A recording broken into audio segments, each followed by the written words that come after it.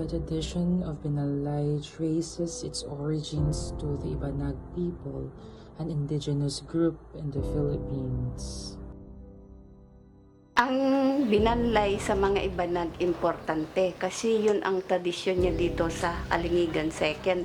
Yan ang nadatnan ko na ginagawa na nila dito sa Alingigan Second. Kaya importante sa kanila ang binanlay, lalong-lalo na kapag mahal na araw, yun ang talagang ginagawa nila dito.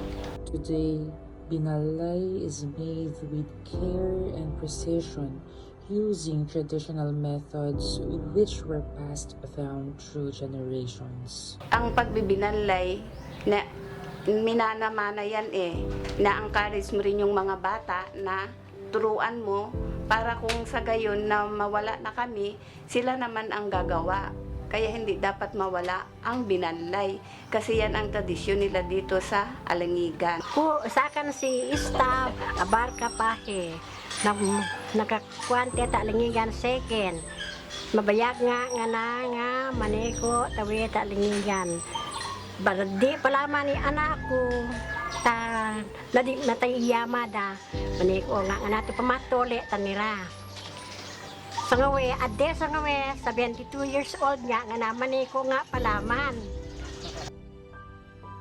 Each step of the process is a labor of love, from mixing the ingredients to steaming the cakes to perfection.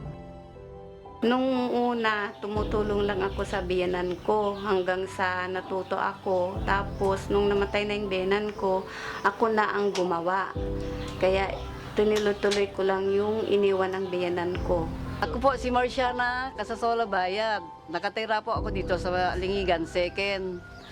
Ako po ay nakatira noon sa pinsan ko. Ngayon, tinuruan ako magluto ng kakanin. Ngayon, ginusto ko naman yun para gawin ko, para makatulong ako sa pamilya ko. Maliliit pa lang ang mga anak ko noon, nagluluto na ako. Binalay holds deep symbolic significance for the Ibanag people, representing the sacrifice of Christ and the communal sharing of blessings. It is a reminder of the importance of generosity and solidarity, especially during times of fasting and abstinence. Kung sino man po ang gustong mag-order, ito po ang aking contact number, 0905-1302-915. Hanapin nyo lang po ako sa Tubo, Purok 5, sa Alingigan Second.